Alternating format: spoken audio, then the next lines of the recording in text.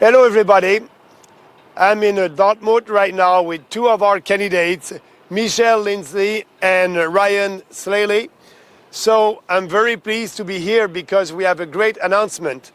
As you know, I will start my announcement in English and after that in French.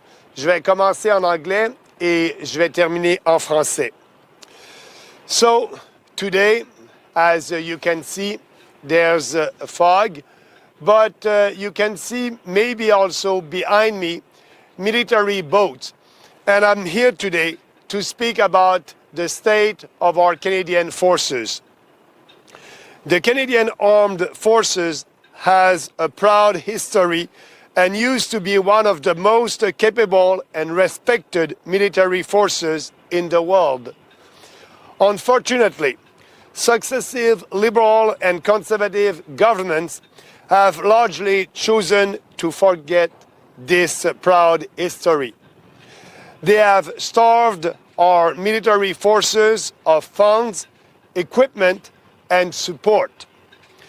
And they betrayed the trust placed in those who made an exceptional commitment by putting their lives at risk in the best interest of our nation.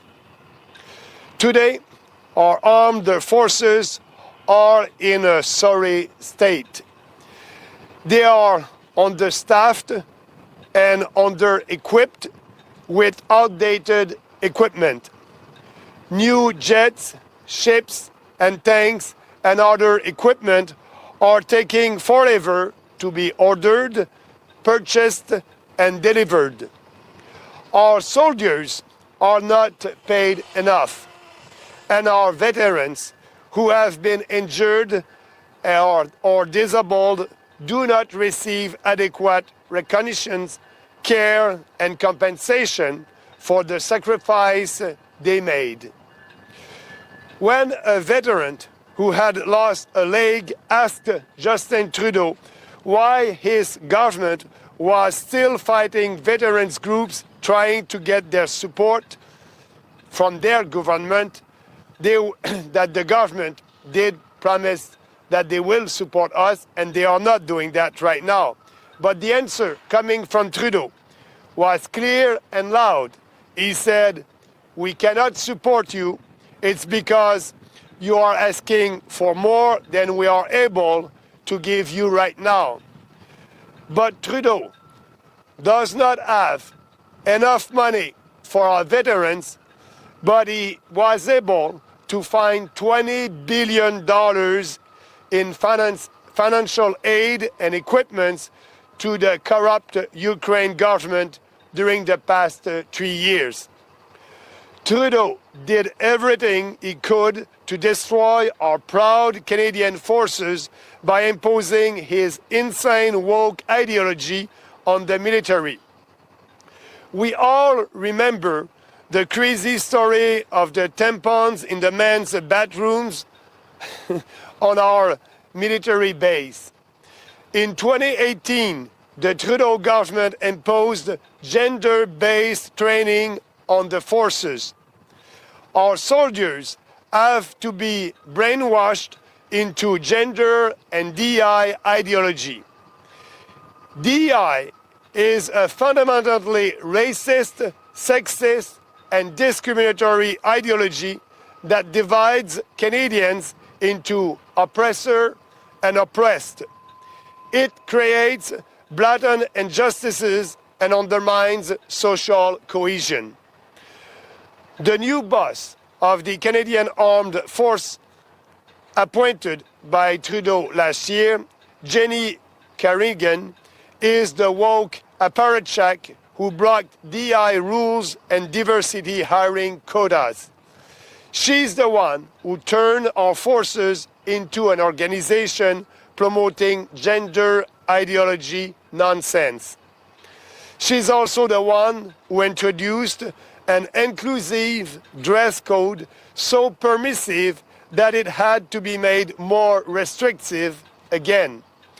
Another shameful decision by the woke generals who run the armed forces is that they fired hundreds of soldiers who refused to get the so-called vaccine during the COVID pandemic. One of our candidates here in Nova Scotia, Jeff Everly, is a retired member of the Canadian Armed Forces. According to him, the forced indoctrination into this woke ideology is leading to the collapse of the military. I can agree with him. He's right about that, and he knows what he's talking about. He had to leave after 20 years of service because he could not take it anymore. The situation is so bad that many are leaving the forces and fewer Canadians are interested in joining the forces. The armed forces still need about 14,000 recruits to reach their target.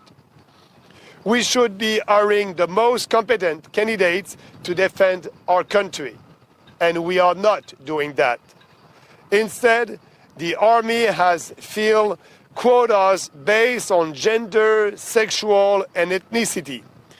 To be able to attract more recruits, the pool of applicants has recently been expanded to include permanent residents.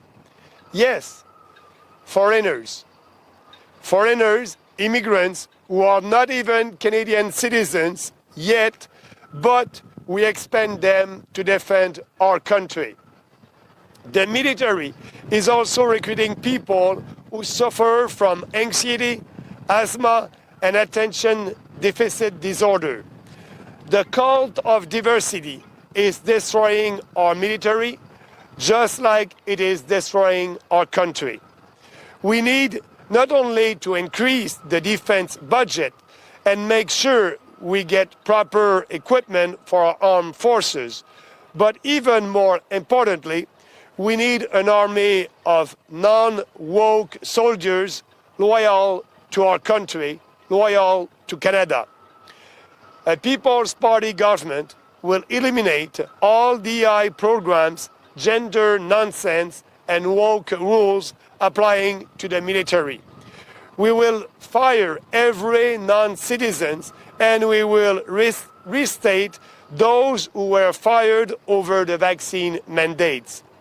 We will bring back the Canadian Armed Forces to what it should be, a strong army of a strong Canadian men and women willing to fight and defend our